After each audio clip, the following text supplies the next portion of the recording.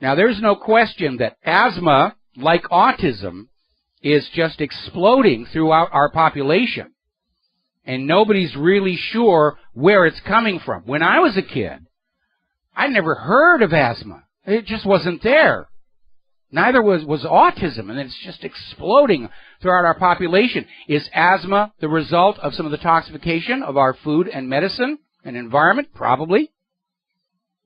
Now, there was an article over at Natural News that took the National Geographic justifiably to task for their most recent article, in which they're out there trying to say, why don't people trust science? Who are these wackos who think global warming isn't real or that vaccines might be dangerous? And the idea is that at one time, National Geographic had a reputation for being very upstanding, honest, and accurate in its reporting, and now, like every other part of the American corporate media, it's just out there selling its brand to the advertisers, to the moneyed interest. And so National Geographic had this article, The War on Science. And of course, along with concern about GMOs and vaccines, they had to toss in there the perennial favorite, the moon landings was fake, and trying to denounce anybody who refuses to believe anything a scientist says as some kind of a whack job here.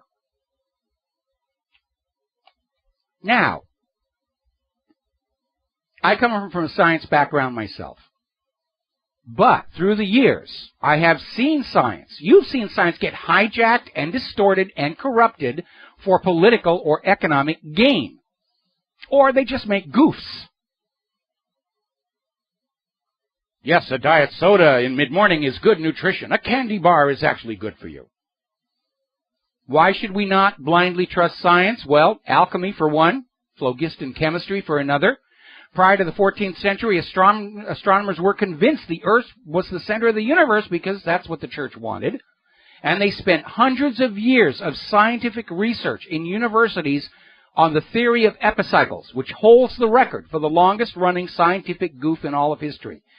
17th century doctors thought rubbing chicken dung into your scalp would cure baldness. They thought leeches sucked disease out of patients, along with all the blood. 18th century geologists thought the earth was 6,000 years old, again because that's what the Bible wanted, or the church wanted. Prior to the 1950s, scientists thought proteins carried our heredity. Until the 19th century, doctors thought infection was caused by bad air, or malaria. Up until the 1950s, scientists claimed cigarettes were good for you. They had a machine that would pump tobacco smoke into your bottom, which is the origin of the phrase blowing smoke up your derriere. Until 2005, doctors thought ulcers were caused by stress. And National Geographic should not be questioning why people do not trust science after its own 1999 Piltdown chicken scandal. Science does not claim to be perfect. Science does make mistakes. The beauty of science is supposed to be they admit it when they're wrong, not just use the label of science and a white laboratory coat like modern religious icons to push agendas onto people.